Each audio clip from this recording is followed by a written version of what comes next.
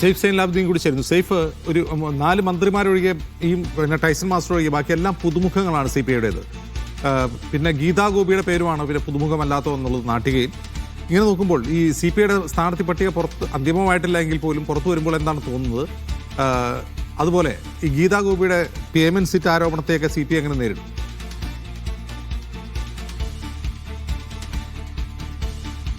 ഗൗരവമായി തന്നെ ഇടപെടാൻ വേണ്ടിയുള്ള ചില നീക്കങ്ങൾ നടത്തുന്നു. CPIയിലെ നേതൃത്വത്തിൽ ഒരാളുമായി നമ്മൾ അല്പസമയം മുമ്പ് ഫോണിൽ സംസാരിച്ചിരുന്നു. അവർ ഈ CC മുകുന്ദനുമായി ബന്ധപ്പെട്ട വിഷയം അതീവ ഗൗരവമായിട്ട് തന്നെയാണ് സംസ്ഥാന നേതൃത്വം കാണുന്നത്. പക്ഷേ അത് പരിഹരിക്കാൻ വേണ്ടിയുള്ള ശ്രമം അവരുടെ ഭാഗത്ത് നിന്ന് ഉണ്ടാകുന്നുണ്ടെങ്കിലും അത് എത്രത്തോളം വിജയത്തിലേക്ക് എത്തിക്കാൻ കഴിയുമെന്ന സംശയം ഈ പറയുന്ന ആൾക്കാർക്ക് തന്നെയുണ്ട്. അതായത് സംസ്ഥാന നേതൃത്വത്തിന് തന്നെയുണ്ട്. കാരണം കുറച്ചുകൂടി ഗൗരവ സ്വഭാവത്തിലുള്ളതാണ് അദ്ദേഹത്തിൻ്റെ പ്രതികരണങ്ങളടക്കം.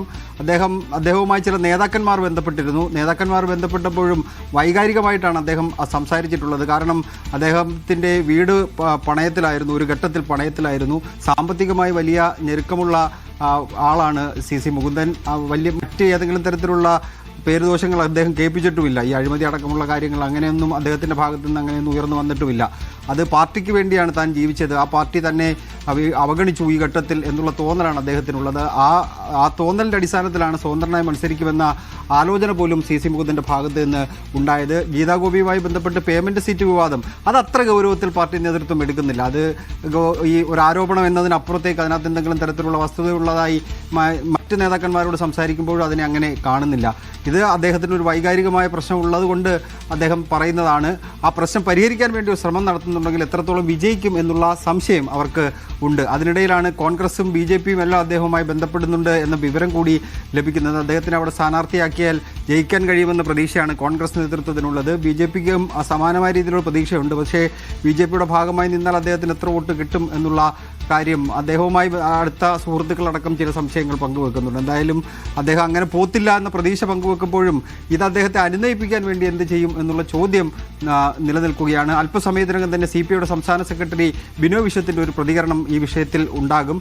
അദ്ദേഹത്തിൻ്റെ പ്രതികരണം കൂടി നോക്കിയ ശേഷം നമുക്ക് ആ പാർട്ടി എങ്ങനെയാണ് മുന്നോട്ട് പോകുന്നതെന്ന കാര്യത്തിൽ ഒരു വ്യക്തത വരികയും ചെയ്യും. സംസ്ഥാന നേതൃത്വം അംഗീകരിച്ച ഗീതാ ഗോപി എന്ന പേരെന്തായാലും മാറ്റാനുള്ള സാധ്യതയും ഈ ഘട്ടത്തിൽ നമുക്ക് കുറവാണ് എന്ന് വേണം പറയാൻ അജിംസ്. പിന്നെ സ്ഥാനാർത്ഥി പട്ടിക മൊത്തത്തിൽ നോക്കുകയാണെന്നുണ്ടെങ്കിൽ CPM കാണിക്കാത്തൊരു ധൈര്യം CPI ഈ തെരഞ്ഞെടുപ്പിൽ കാണിച്ചിരിക്കുന്നു എന്നുള്ളതാണ് ഏറ്റവും പ്രധാനപ്പെട്ട കാര്യം. കഴിഞ്ഞ തെരഞ്ഞെടുപ്പിൽ CPM കാണിച്ചതാണ് ആ ധൈര്യം. കാരണം പുതുമുഖങ്ങളെ കൊണ്ടുവരിക, പഴയ ആൾക്കാരെ മാറ്റി നിർത്തുക, 2 ടൈം വ്യവസ്ഥ കർശനമാക്കുക, തോമസ് ഐസക്ക്, EP ജയരാജൻ അടക്കമുള്ള പ്രധാനപ്പെട്ട CPMൻ്റെ മുഖങ്ങളായിട്ടുള്ള ആൾക്കാരെ മാറ്റി നിർത്തിക്കൊണ്ടാണ് തെരഞ്ഞെടുപ്പിനെ നേരിട്ടത്. ആ ധൈര്യം ഇപ്പോൾ കാണിക്കുന്നില്ല CPM. കാരണം നിർണായകമായ തെരഞ്ഞെടുപ്പായി വിലയിരുത്തുമ്പോൾ അതിനകത്തൊരു ഭാഗ്യപരീക്ഷണത്തിന് അവർ നിന്നു കൊടുക്കുന്നില്ല. പക്ഷേ CPI ചില നിബന്ധനകൾ കർശനമാക്കാൻ വേണ്ടിയുള്ള തീരുമാനം ആദ്യം ചേർന്ന സംസ്ഥാന സെക്രട്ടേറിയറ്റ് യോഗത്തിൽ തന്നെ ഉണ്ടായി. അതിൻ്റെ പേരിൽ 3 ടേം മത്സരിച്ച ആൾക്കാർക്ക് വീണ്ടും അവർക്ക് സീറ്റ് നൽകേണ്ടതില്ല എന്ന തീരുമാനത്തിലേക്ക് എത്തിച്ചേരുകയും CPIയുടെ തന്നെ പ്രധാനപ്പെട്ട ആൾക്കാർക്ക് അവിടെ മത്സരിക്കാതിരിക്കാൻ ഉള്ള അവസ്ഥയിലേക്ക് കാര്യങ്ങൾ എത്തിച്ചേരുകയും ചെയ്തു. ഉദാഹരണത്തിന് കാഞ്ഞങ്ങാട് ഈ ചന്ദ്രശേഖരൻ ആദ്യ പിണറായി മന്ത്രിസഭയിലെ റവന്യൂ മന്ത്രിയായിരുന്നു. CPI മന്ത്രിസഭയിൽ തന്നെ CPIയുടെ നേതൃത്വം വഹിച്ചിരുന്ന ആളാണ്.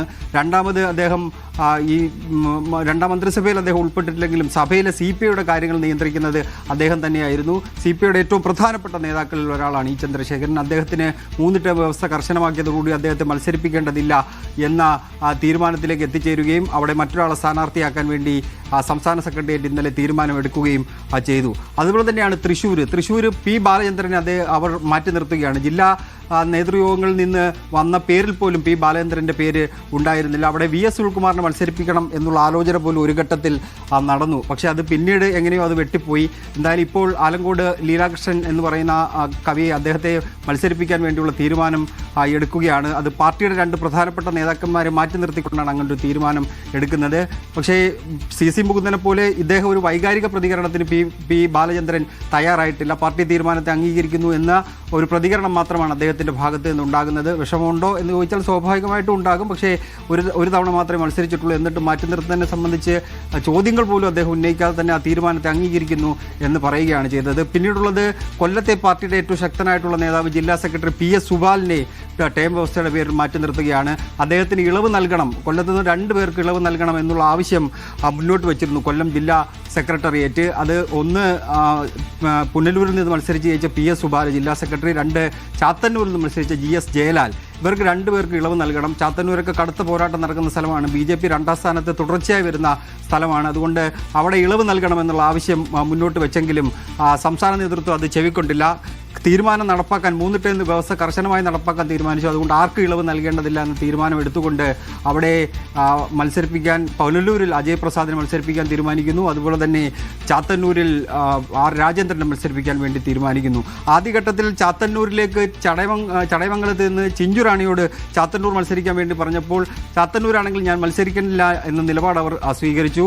ചടയമംഗലമാണെങ്കിൽ മാത്രമേ താൻ മത്സരിക്കാനുള്ളൂ എന്ന നിലപാട് സ്വീകരിച്ചതിനെ തുടർന്നാണ് അവിടെ R രാജേന്ദ്രനെ കൊണ്ടുവരാൻ വേണ്ടി തീരുമാനമെടുത്തത്. ചിഞ്ചുറാണി ചടയമംഗലത്ത് തന്നെ മത്സരിക്കുകയും ചെയ്യും. പിന്നീടുള്ള നാട്ടികയുടെ കാര്യം നമ്മൾ നേരത്തെ സൂചിപ്പിച്ചു. EK വിജയൻ നാദാപുരത്ത് P വസന്തത്തെ മത്സരിപ്പിക്കാൻ വേണ്ടിയുള്ള തീരുമാനമാണ് എടുത്തിരിക്കുന്നത്. അങ്ങനെ ഒരു കൂട്ടം പുതുമുഖങ്ങളെ കൊണ്ടാണ് CPI ഇത്തവണ ഇറങ്ങാൻ പോകുന്നത്. തിരുവനന്തപുരത്ത് 2 സീറ്റിൽ ഒന്ന് GR അനിൽ ഭക്ഷ്യമന്ത്രി നെടുമങ്ങാട് തന്നെ മത്സരിക്കും. മുൻ ഡെപ്യൂട്ടി സ്പീക്കറായ V ശശി ചിറയൻകീഴിൽ നിന്ന് മത്സരിക്കുന്നില്ല. അദ്ദേഹത്തെ ടേം വ്യവസ്ഥയുടെ പേരിൽ മാറ്റി നിർത്തിക്കൊണ്ട് സംസ്ഥാന കൗൺസിൽ അംഗമായ മനോജ് B ഇടമനെ മത്സരിപ്പിക്കാൻ വേണ്ടിയുള്ള തീരുമാനമാണ് അവിടെ എടുത്തിരിക്കുന്നത്. ചേർത്തലയിൽ തന്നെ കൃഷിമന്ത്രി അവിടെ തന്നെ മത്സരിക്കാനുള്ള തീരുമാനം എടുത്തിട്ടുണ്ട്. പിന്നീട് ഹരിപ്പാട് അടക്കമുള്ള സ്ഥലങ്ങളിൽ മുൻ പ്രതിപക്ഷ നേതാവ് അടക്കമുള്ളവരെ നേരിടാൻ വേണ്ടിയും യുവത്വത്തെ ഇറക്കാൻ വേണ്ടിയുള്ള തീരുമാനം എടുത്തിട്ടുണ്ട്. മൊത്തത്തിൽ 25 കാൻഡിഡേറ്റ് ലിസ്റ്റ് നോക്കുകയാണെന്നുണ്ടെങ്കിൽ കഴിഞ്ഞ തവണ CPM കാണിച്ച ഒരു ധൈര്യം ഈ നിർണായകമായ നിയമസഭാ തെരഞ്ഞെടുപ്പിൽ CPI കാണിക്കുന്നു എന്നുള്ളതാണ് നമുക്ക് ഈ പട്ടിക മൊത്തത്തിൽ കാണാൻ സാധാരണ ജയസാധ്യതയില്ലാത്ത മണ്ഡലങ്ങളിൽ ഏതെങ്കിലും ബിസിനസ്സുകാരെയൊക്കെ നിർത്തുന്ന രീതി LDF ഉണ്ടായിരുന്നു. ഇപ്പോൾ അങ്ങനെയല്ല. ആലങ്കോട് ലീലാകൃഷ്ണൻ, അതുപോലെ കൊളാടി അജിത്ത് എന്നിവരെ പോലുള്ള എഴുത്തുകാരും സാമൂഹ്യ പ്രവർത്തകരുമൊക്കെയാണ് അവർ നിർത്തുന്നത്. അതെ അത് അവർ സാധാരണഗതിയിൽ ഇപ്പോൾ അജിംസ് സൂചിപ്പിച്ച പോലെ തന്നെ വിജയസാധ്യതയില്ലാത്ത സ്ഥലങ്ങളിൽ ആ സീറ്റ് മറ്റാർക്കെങ്കിലും നൽകുക എന്ന രീതിയുണ്ട്. ഇപ്പോൾ 2 സീറ്റിൻ്റെ കാര്യത്തിൽ ചില ആരോപണങ്ങൾ ഇതിനോടകം തന്നെ ഉയർന്നു വന്നിട്ടുണ്ട്. ഒന്ന് മണ്ണാർക്കാട് സീറ്റിൻ്റെ കാര്യത്തിലും മഞ്ചേശ്വരം സീറ്റിൻ്റെ കാര്യത്തിലും രണ്ടിലും പൊതു സ്വതന്ത്രനെ മത്സരിപ്പിക്കാൻ വേണ്ടിയുള്ള തീരുമാനം എടുത്തിട്ടുണ്ട്. CPI എന്ന പേരിൽ അവിടെ മത്സരിച്ചു കഴിഞ്ഞാൽ വലിയ കാര്യമായ വോട്ട് നേടാൻ കഴിയില്ല എന്ന് വിലയിരുത്തിക്കൊണ്ടാണ് പൊതു സ്വതന്ത്രൻ എന്ന നിലയിലേക്ക് അവർ എത്തിച്ചേർന്നത്. പക്ഷേ അല്ലാതെ തന്നെ ഇപ്പോൾ തൃശ്ശൂർ മണ്ഡലത്തിൽ VS സുനിൽകുമാർ കഴിഞ്ഞ ലോക്സഭാ തെരഞ്ഞെടുപ്പിൽ പരാജയപ്പെടുന്നു. VS സുനിൽകുമാറിനെ നിർത്തിയാൽ ജയിക്കുമെന്ന പ്രതീതി ഉണ്ടാക്കിയെടുക്കാൻ കഴിയും. പക്ഷേ ആ ഓപ്ഷനിലേക്ക് CPI പോകുന്നില്ല. സിറ്റിംഗ് MLA ആയ P ബാലചന്ദ്രൻ്റെ പേര് ജില്ലയിൽ നിന്ന് പോലും സംസ്ഥാന നേതൃത്വത്തിലേക്ക് എത്തിച്ചേരുന്നില്ല. അവിടെ പുതിയ ഒരാളെ കൊണ്ടുവന്ന് അവിടെ വിജയിക്കാൻ കഴിയുമെന്ന പ്രതീക്ഷ പങ്കുവെപ്പിക്കുകയാണ്. കാരണം ഒരു ത്രികോണ പോരാട്ടത്തിൻ്റെ സ്വഭാവത്തിലേക്ക് കാര്യങ്ങൾ എത്തിച്ചേരുന്നു എന്നുള്ളതാണ് മറ്റൊരു പ്രധാനപ്പെട്ട കാര്യം.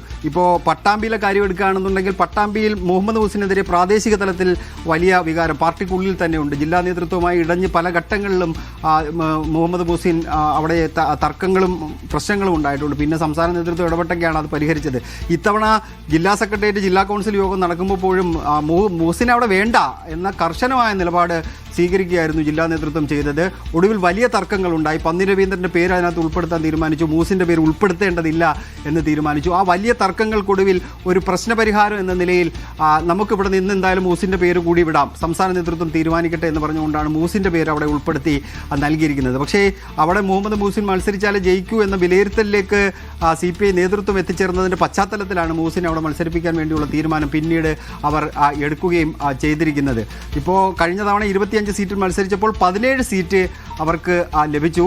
ഇത്തവണ ഈ ഒരു PR ഏജൻസിയെ ഇപ്പോൾ CPM പലതരത്തിലുള്ള പരീക്ഷണങ്ങൾ നടത്തുന്നുണ്ട്, പലതരത്തിലുള്ള സർവേ ഒക്കെ നടത്തുന്നുണ്ട്. ഇത്തവണ ഒരു 2 ആഴ്ച മുമ്പ് ഒരു PR ഏജൻസി CPI നേതൃത്വത്തെ കാണാൻ വേണ്ടി വന്നിരുന്നു. ഡൽഹിയിലുള്ള CPIയുടെ MPമാർ മുഖേനയാണ് ആ നോർത്ത് ഇന്ത്യയിലുള്ള ഏജൻസി PR ഏജൻസി CPI നേതൃത്വത്തെ കാണുന്നത്. ജില്ലാ കൗൺസിൽ യോഗം ഉണ്ടായിരുന്നു, ജില്ലാ എക്സിക്യൂട്ടീവ് യോഗം ഉണ്ടായി. ഇത് കഴിഞ്ഞതിന് ശേഷം പ്രധാനപ്പെട്ട നേതാക്കൾക്ക് മുന്നിൽ അവരൊരു വിശദീകരണം നടത്തി.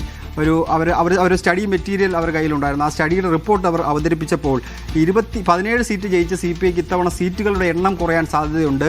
അതുകൊണ്ട് സ്ഥാനാർത്ഥി നിർണ്ണയം അടക്കം നല്ല രീതിയിൽ നടത്തിയില്ല എന്നുണ്ടെങ്കിൽ വലിയ പരാജയത്തിലേക്ക് പോവുകയും 9 സീറ്റിലേക്കൊക്കെ ചുരുങ്ങിപ്പോകും എന്ന തരത്തിൽ ഒരു റിപ്പോർട്ടൊക്കെ അവതരിപ്പിച്ചിരുന്നു. ഒരു പക്ഷേ ഈ സ്ഥാനാർത്ഥി നിർണ്ണയത്തിൽ അങ്ങനെ ഒരു പഴയ ആൾക്കാരെ തന്നെ മത്സരിപ്പിച്ചുകൊണ്ട് അങ്ങനെ മുന്നോട്ട് പോകേണ്ട എന്ന തീരുമാനത്തിലേക്ക് CPI എത്തിച്ചേരാനുള്ള കാരണങ്ങളിൽ ഒന്ന് ഇതുകൂടി ആയിരിക്കുമെന്ന് വേണമെങ്കിൽ നമുക്ക് വിലയിരുത്താം. പക്ഷേ നേതാക്കന്മാരോട് സംസാരിച്ചാൽ അവരെ ഇതൊക്കെ സമ്മതിക്കും. ഒരു പക്ഷേ ഈ പ്രസൻറ്റേഷൻ നടന്നതൊക്കെ സമ്മതിക്കും. പക്ഷേ മറ്റു കാര്യങ്ങൾ അവർ സമ്മതിക്കാനുള്ള സാധ്യത കുറവാണ്. എന്തായാലും അജിംസ് സൂചിപ്പിച്ച പോലെ തന്നെ പല മേഖലകളിലുള്ള ആൾക്കാർ ഇപ്പോൾ CPMൻ്റെ ഒരു പട്ടിക എടുക്കുകയാണെന്നുണ്ടെങ്കിൽ ഒരു തെരഞ്ഞെടുപ്പിൽ എല്ലാ മേഖലകളിലും ടച്ച് ചെയ്യുന്ന ആൾക്കാർ അതിനകത്തുണ്ടാവും. ഇപ്പോൾ കലാരംഗവുമായി ബന്ധപ്പെട്ട ആൾക്കാർ, സിനിമയുമായി ബന്ധപ്പെട്ട ആൾക്കാർ, സാംസ്കാരിക രംഗവുമായി ബന്ധപ്പെട്ട ആ രീതിയിൽ നിൽക്കുന്ന ആൾക്കാർ, പിന്നീട് പ്രൊഫഷണൽ മേഖലയിൽപ്പെടുന്ന ആൾക്കാർ, അങ്ങനെ എല്ലാ മേഖലയിലും ടച്ച് ചെയ്യുന്നതായിരിക്കും ഈ 86 സ്ഥാനാർത്ഥികളിൽ ഉള്ള സ്ഥാനാർത്ഥി പട്ടിക പുറത്തു വരുമ്പോൾ നമുക്ക് കാണാൻ കഴിയും. ഈ 25 സീറ്റായിട്ട് പോലും അങ്ങനെ പല മേഖലകളിലും ടച്ച് ചെയ്ത് പട്ടിക പുറത്തിറക്കിയെന്ന് വേണം അനുമാനിക്കാൻ. സേഫ് സൈൻ ലാബിനാണ് വിവരണം നൽകിയത്.